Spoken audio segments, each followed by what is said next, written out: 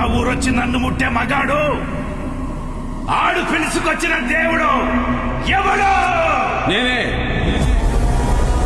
వీరసింహారెడ్డి. పుట్టింది పులిచర్ల, చదివింది అనంతపురం, రూలింగ్ కర్నూల్.